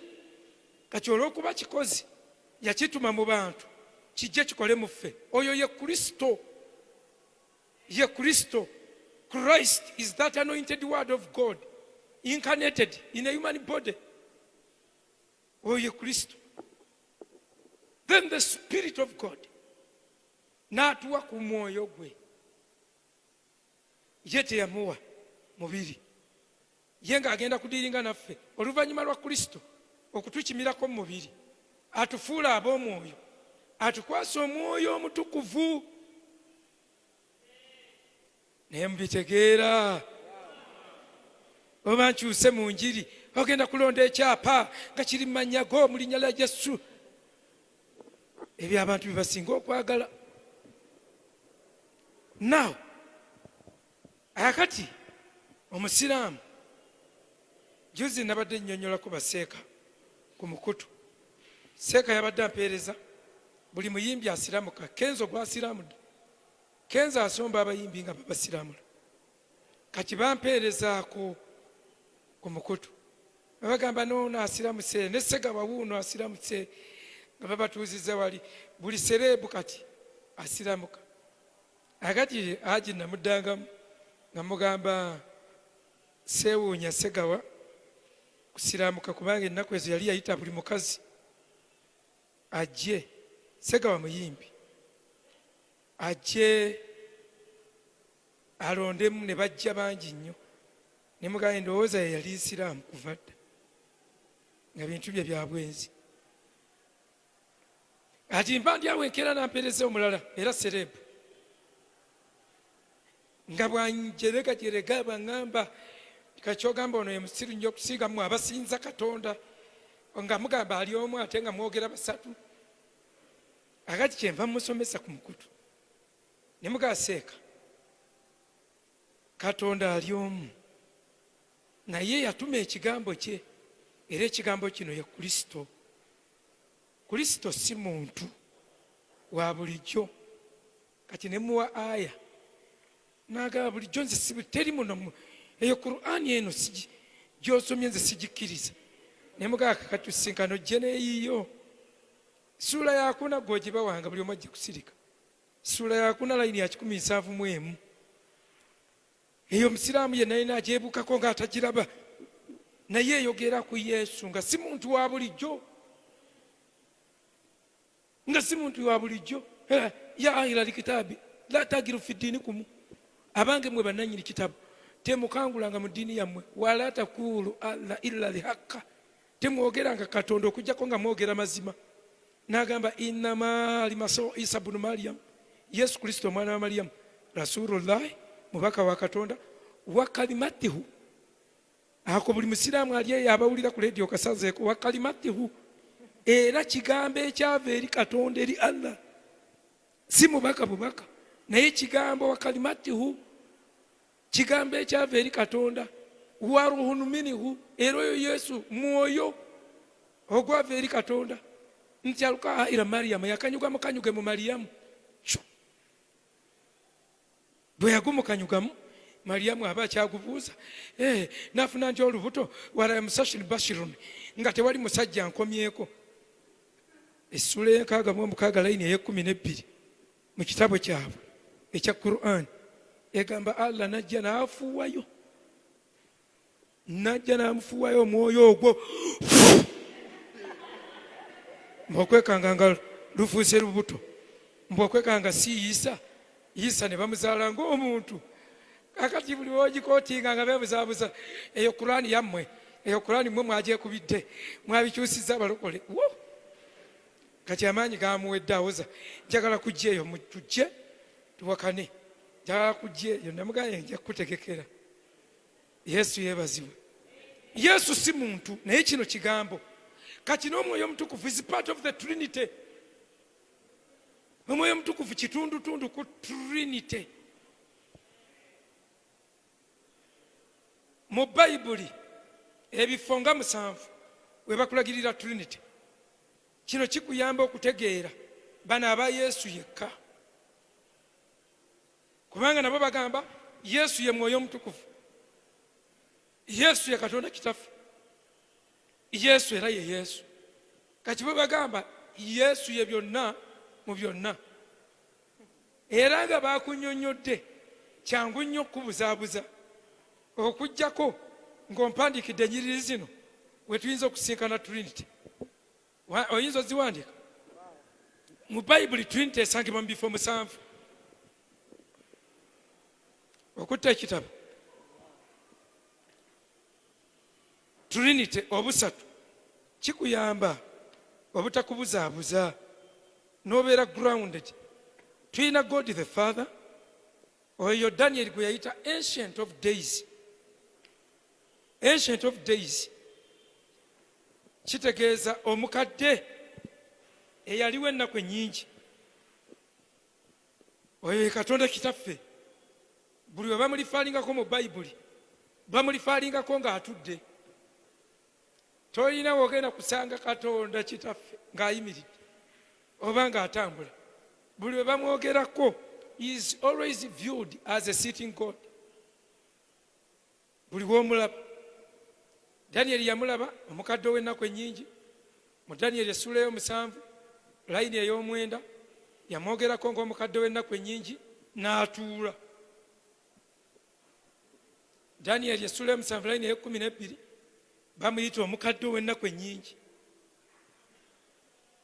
Danyeri essula ey'omusanvu layini eya22 bamuyita omukadde w'ennaku ennyingi. Ancient of days. Ancient of days was seated. Bwe buli w'omulaba bwe bamwogerako aba atudde. Isaaya yamulaba ng'atudde. Yokaana yamulaba mu kubikulu essula ey'okutaano ng'atudde. Kati Trinity mu Bayibuli tugiraba. One, in creation, during creation, mu kutonda, we see Trinity. Tulaba obusatu nga babwogerako during the creation. Lubereberyemu olunyiriri olwokubiri mpaka ku lwokusatu. N'olwabiri-mu-omukaaga eyo plural gy'ayogereramu let us. Yetuwa introduction okusookera ddala ku kigambo kye bayita Trinity, obusatu. Number 2, tulaba Trinity during the incarnation of Christ. Nga Kristo bamuleeta mu mubiri, ekigambo nga kiteekebwa mu mubiri. Incarnation of Christ. Mu Luka essula esooka layini eya 32 mpaka ku 35. Tulabawo Omwoyo Omutukuvu nga bamwogerako. Nkuleetedde amawulire okuva eri Katonda kitaffe otyo Omwoyo Omutukuvu agenda kukusiikiriza ofune olubuto olwa Kristo. Awo we tugambye Luka essula esooka layini eya 32 mpaka ku ya 35. Tuli ku point number 2, Trinity weeragibwa mu Bayibuli. Tusoose ne tugamba Trinity oba obusatu bulagibwa mu kutonda kw'ensi, mu kutondebwa during creation, mu ssuula esooka layini ey'okubiri n'ey'okusatu. Ne tulaba awantu aw'okubiri Trinity weeragibwa Yesu we yayogerera n'agamba we yateekebwa, we yajjira okuleetebwa ng'ateekebwa mu mubiri gwe. Tulaba Trinity ng'eri at work, ng'ekolera wamu. Tugiraba ng'ekolera wamu. Ne tulaba awalala during the baptism of Jesus nga babatiza Yesu. Era tulaba obusatu nga bukola. Matayo 3:16 mpaka 17. Matayo 3:16 mpaka 17. During the baptism of Jesus nga babatiza Yesu tulaba Trinity ng'ekola. Era Bayibuli egamba when he had been baptized Jesus came up immediately from the water. Yesu gwe boogerako. And behold, the heavens were opened to him and he saw the Spirit of God. Yalaba Omwoyo. Ani alaba Yesu? He saw the Spirit of God descending like a dove. Nalaba Omwoyo nga kanga ejjuba ku ye. And suddenly a voice came from heaven. Kati waliwo eddoboozi eriva mu ggulu. Waliwo nasenga ejjuba. Ate waliwo gwe basseeko. Kati bano abasomesa mbu Yesu yeerabye olunaku byonna abaana akinnyonnyola atya nga Yesu ye yali mu mazzi ate ne yeefuula ejjuba ne yeetuulako wano ate n'agenda eri n'ayogera eddoboozi. Ekyo kiri at least so confusing. Ne bwe mba ntamidde mba nsobola okukitegeera nti onnimba. Okay. Ekirala we tulabira point namba 4 we tulabira Trinity during the baptism, in the baptismal formula, mu formula y'okubatiza. Matayo 28 19 agamba, can't baptize them in the name of the Father, the Son, and the Holy Spirit. Mu baptismal formula, mu formula y'okubatiza, tulaba obusatu nga babuleeta, baleese busatu, Trinity. Mugende mubabatize mu linnya lya Kitaffe n'Omwana n'Omwoyo Omutukuvu, singa y'omu Bayibuli teyandyeripiitinze. Ekyokutaano, during the crucifixion, mu kubonyaabonyezebwa kwa Kristo, crucifixion, Luzungu lutawanyaze, in the crucifixion, lubega olwogera oti ekyo, crucifixion. Okay. Mu Bebulaniya 9:14 era ojja kulaba nga baleese obusatu, Trinity nga yeeyolese. How much more shall the blood of Christ, who through the eternal Spirit offered himself, waliwo offering himself eyeewaayo okuyita mu Mwoyo Omutukuvu, without spot to God, yeewaayo eri Katonda okuyita mu Mwoyo Omutukuvu, ate ye yeewaayo. Ebyo nno leero birabanga ebitakugasa, era omutwe ngulaba gutunula mu ngeri ya kigayaavu nga greens, naye ojja kutuuka ekiseera ng'obyetaaga onoonye we babisomera. Nkufaako ki? Naatera okumaliriza, temwagala kuyiga. 6, number 6, in the resurrection of Jesus and every believer. In the resurrection, gamba bugambi resurrection kimala. Mu kuzuukira tulaba obusatu. Baluumi 8:11 bwe baba boogera kuzuukira, era Trinity tugiraba, obusatu buno tubulaba. Naye nze Trinity gye mbaganye eyo gamba God the Father, God the Son, God the Holy Spirit, ng'ogenda oteekako akagambo God, biba bijja kutabula n'abaana bo. Bakatonda baba bameka? Naye ogamba nga God the Father, Son and Holy Spirit. Kiba kijja kukola enjawulo nnene. Baluumi 8:11 agambye, but if the spirit of him, eyo yokka wulya possessive noun, the spirit of him, mwoyo gwe, who raised Jesus, eyo Trinity eba yaweddeyo dda. The spirit, omwoyo gwe, waliwo omwoyo n'oyo gwe bagamba gwe, ye yazuukiza Yesu, who raised Jesus, waliwo gwe bazuukiza, azuukiza mwoyo wa Katonda. Simanyi lwaki oba tebabiraba. Number 7, during the martyrdom of Stephen, bwe baali batta Stephen, mu Bikolwa by'Abatume essula ey'omusanvu, layini eya 5:5 mpaka 5:6. Acts 7:55-56. Agambye, but he, being full of the Spirit, the Holy Spirit, Stephen n'ajjula Omwoyo Omutukuvu, gazed into heaven and saw the glory of God. Yatunula waggulu n'alaba ekitiibwa kya Katonda, and Jesus is standing at the right hand of the Father. Ajjudde Omwoyo Omutukuvu, n'alaba Katonda, ng'ate ne Yesu amulaba wali ku mukono. This is a separate entity. Tebirimu bikuba nno gabigattiragattiraawo. Then mu ggulu ye number 8, in heaven.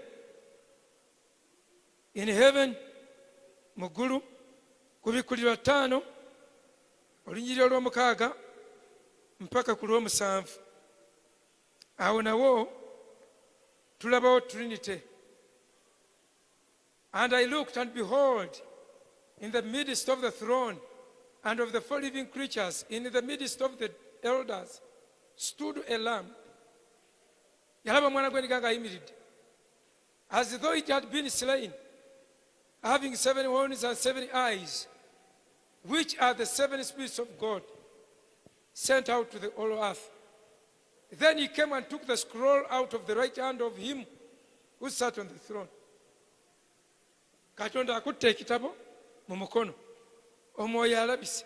Kristo agenza ajja ekitabo mu mukono.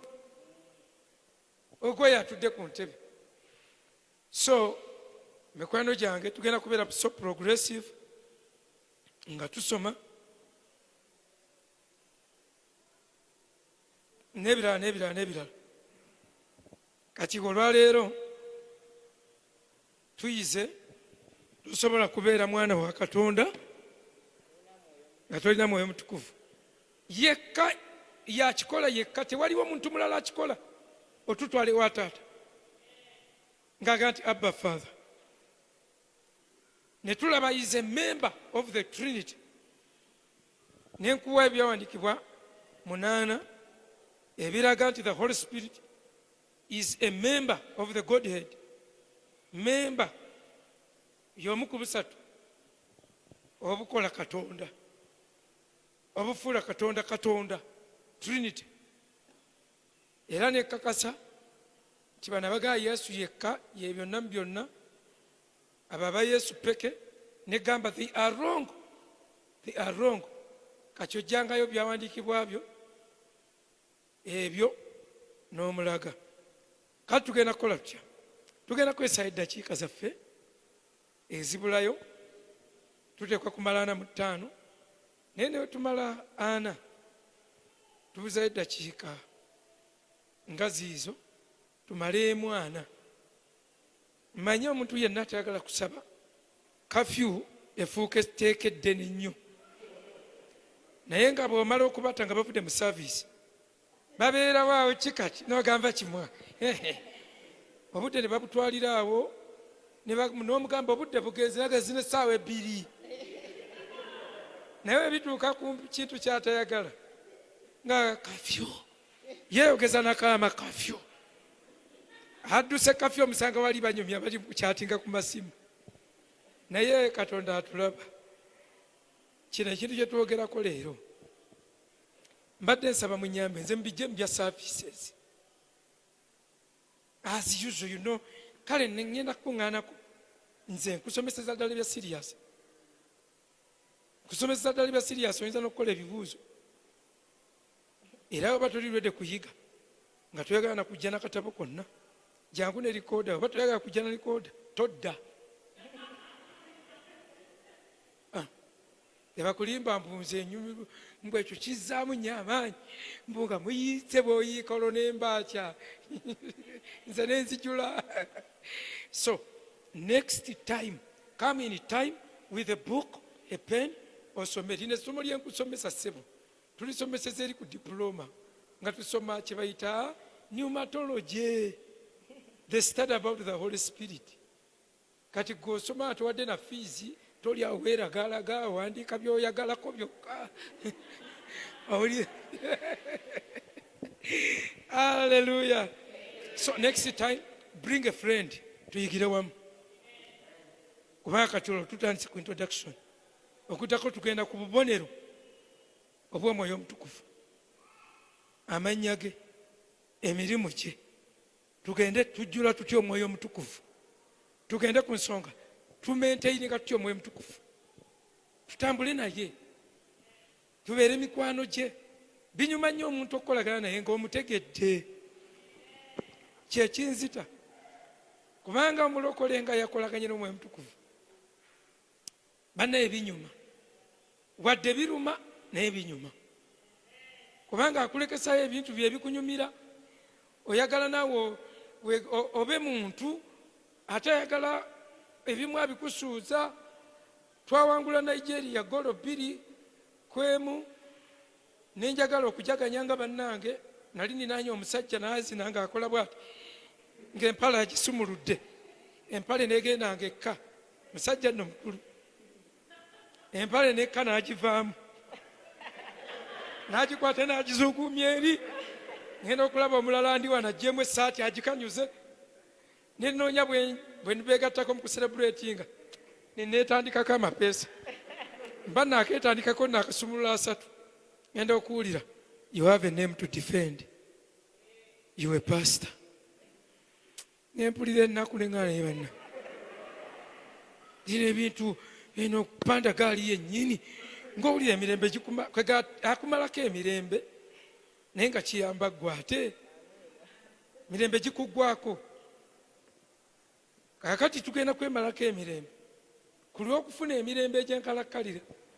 Ekyo kyagamba kyemirembe mbawa naye singa ensi bwebawanze bwembawa. Ensi ye kugabira ne kibadde dangerous kitya, ate ye takikuganya ekiri dangerous nakuganyako okola ebi nakutaasa. Tuweeyo mu linnya lya Mukama waffe Yesu, tusooke kuwaayo. Kati buli lwe tuwuliriza ne tutasaba ebyo Mwoyo Mutukuvu biveeko, tojja kukombako oba toyina mugabo, nze kubuulira. Buli lwe tumuwulira obuwulizi ng'ava okuwulira music n'otambula n'ogenda, you cannot become anything. Naye waki tukoseseeyo eddakiika? Ate ku luno tosaba nga waliwo okulima mu kyalo kwe twayitanga okulima endaaya. Olima endaaya otema guli omuddo n'ogusuula ku gunnaago n'ogenda. Kati taata yalowooza nga tulimye, kumbe tubikka ettaka ku muddo. Kakisaba bw'oti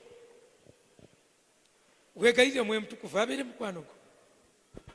Bw'oba owulira olina ebikuziyiza oba ebimuziyiza okujja gy'oli weenenye, mwegayirire mugambe nkomera awo, njagala mbeere mukwano gwo ku mulundi guno gwokka, mbeere mukwano gwo. Nkooye okulafuubana, nkooye obulokole obwokkanika obukanisi obujjudde don'ts. Kyenjagala okukola si kyenkola, ate kyesaagala kyenkola. Bantu batoba n'ebibi n'olaba nga atoba n'ekintu n'agamba neenenyeza obwenzinze gw'olaba, naye era gw'olaba kati ndi wano bwenjawukana naawe era ŋŋenda kwenda. Nga bambi yeetaase oguntu gwamulemerako. Kati ku luno mugambe I surrender to you, byonna mbikwasa. So jangu tuweeyo tusinzeemu, etumala okusinza oluyimba wakati mu kusaba, tugenda kikolera wakati mu kusaba. Dakiika 10 zitumala, dakiika 10 zitumala.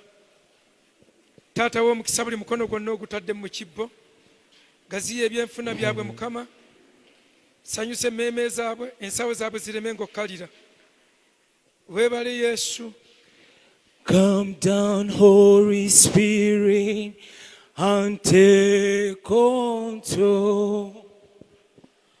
Hold me in your loving arms and make me whole.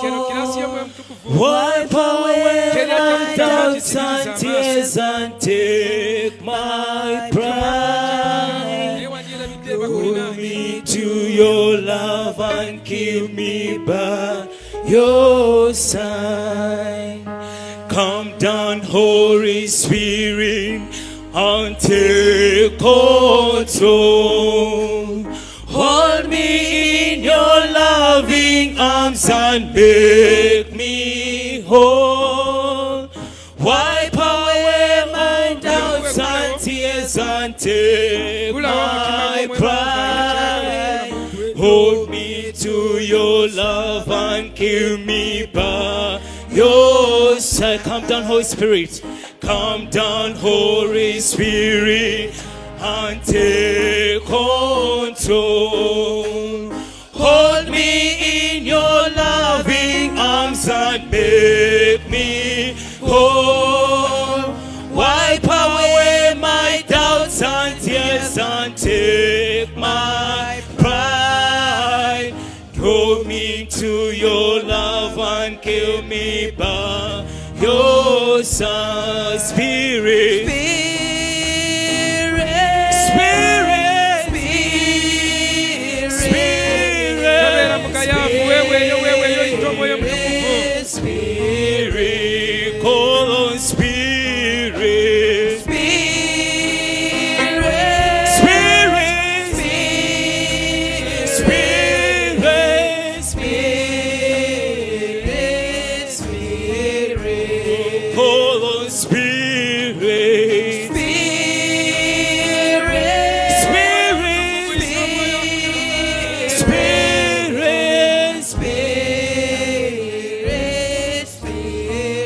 down, Holy Spirit, of us.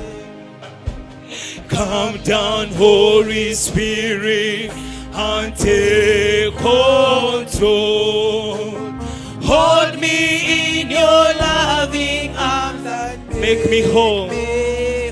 Wipe away my doubts and fears. Wipe away my doubts and fears and take my pride. Give me to your love and give me by your call on Spirit.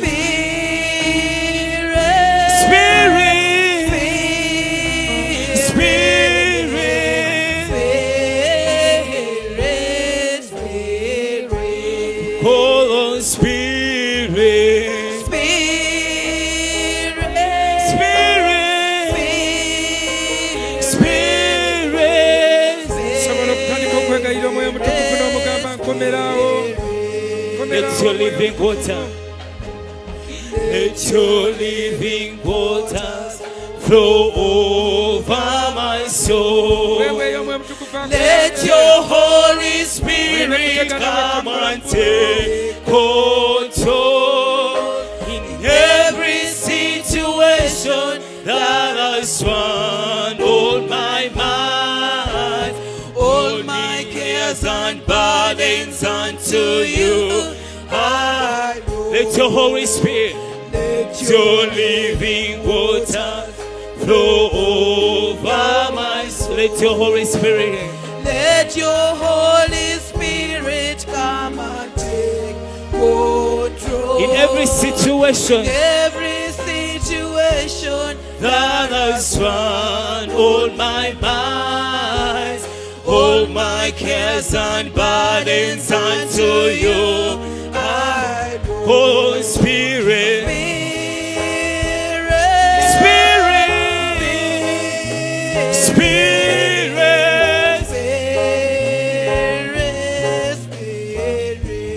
Holy Spirit,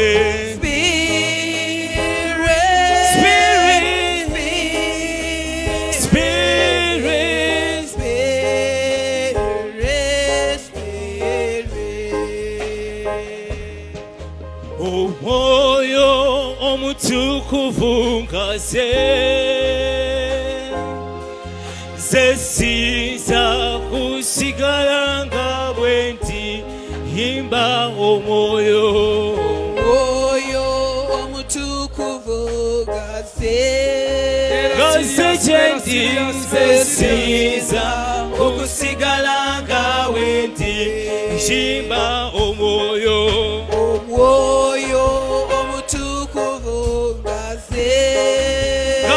Jendi zesiza kusigala nga wendi. Oh, tumuyite omwoyo, omwoyo omutukuvu ngaze. Ngaze jendi zesiza kusigala nga wendi. Watuka olatya asumulula byonna ebyansibo weta. Asangula amaziga gange ayugumya byonna zenesumululwa zesiza kusigala nga wendi asumulula byonna ebyansi byoweta asangula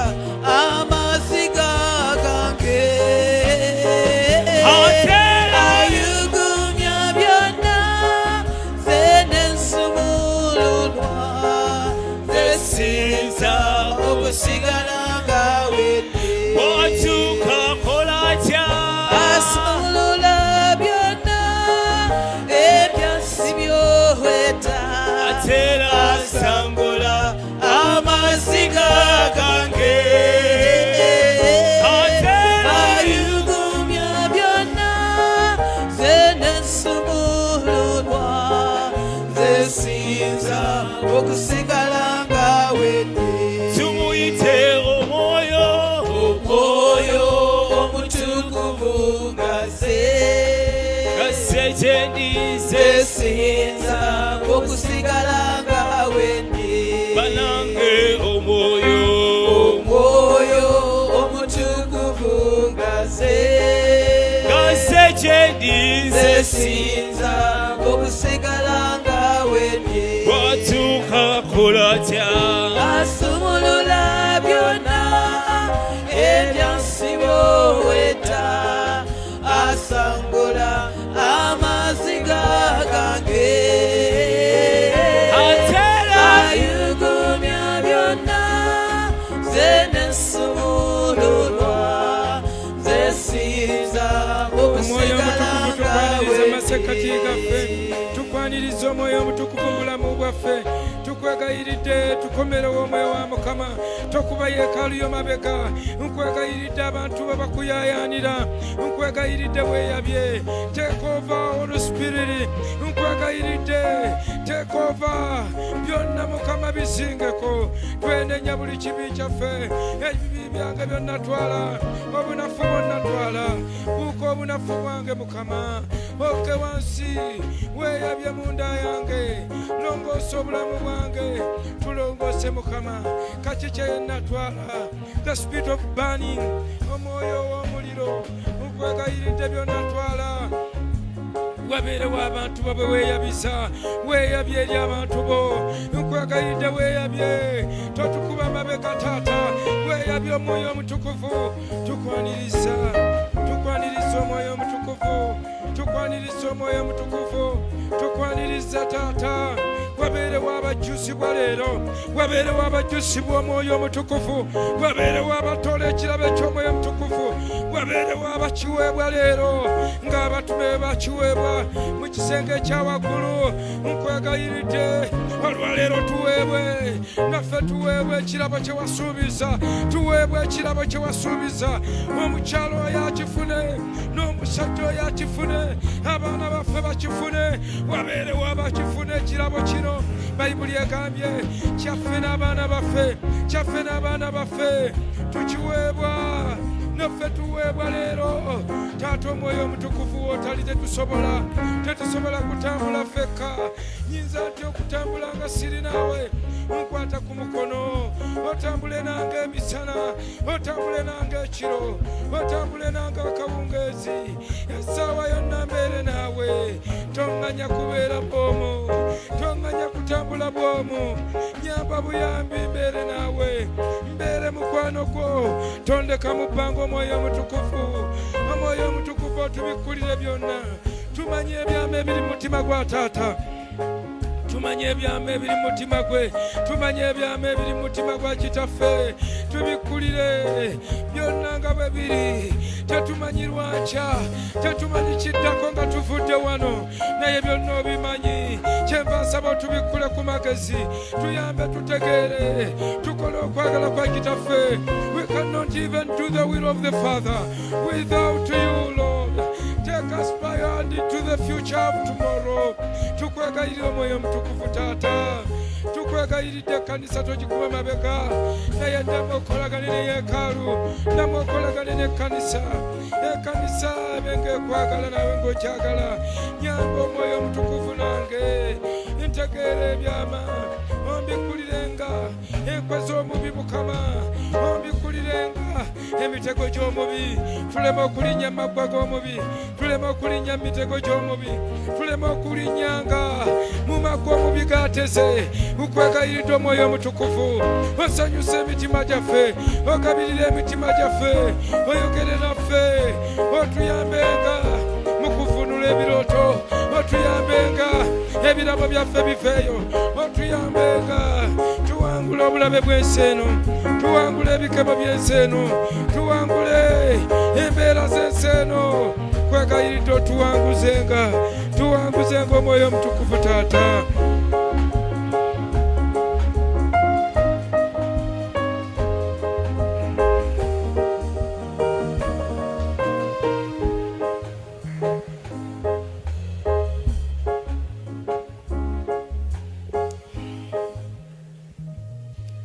Omwoyo omutukuvu taata tukwegayiridde ozze bujja endagaano yaffe naawe kwegayiridde tukomerewo byonna ebyemabega bisazibwemu. Sazaamu fayiro z'emisango gyaffe zonna zigobebwe mu maaso go. Oddemu otukwate ku mukono otutwale eri kitaffe ng'otusindira ng'oga nti Abba Father. Oddemu otugatte ku taata, enjawukana zonna twala, okayana kwonna twala, obubi bwonna twala, competition zitwala, oyongera otugattanga ekkanisa, ogatta abalokole Mukama, Omwoyo Omutukuvu, tumaamire wabeerewo ebyenjawulo, wabeerewo revival mu masekati gaffe, abadde baweddemu amaanyi, ababadde banyogoze, batandika okuddamu okubuguma, ababadde bawulira nti bakyasobola kusaba, abadde bawulira nti bakyasobola kukola kintu kyonna, nga buli kintu kibatamye, obagondeza olugendo, tugendeza olugendo Mukama, okukaluubirizibwa kwonna, tugudde mu bafere emirundi mingi, naye nga wooli kyenva nkwegayira tubikulire ebyama, totuganya kulinnya maggwa nga tuli naawe, totuganya kugwa mu mitego nga tuli naawe, totuganya tuwanguza ebikemo, totutwala mu kukemebwa, naye otulokolere mu bubi Mukama, tukole bulungi. Bantu banga bagenda okufa wano balungamye, tandika okwogera nabo Mukama, gula emitima gyabo, oyogere n'abantu bo, okuyita mu birooto, okuyita mu kulowooza, yongera Mukama w'abakama, Mwoyo Omutukuvu, tubeere mikwano gyo. Byonna tubisabye nga tukkiriza, kuyita mu linnya Yesu Kristo Mukama waffe. Amen. Ekisa kya Mukama waffe Yesu Kristo n'okwagala kwa Katonda n'okuseekuma kw'Omwoyo Omutukuvu bibeere naffe ffenna n'eri abooluganda abalala mirembe egitaggwaawo. Amen.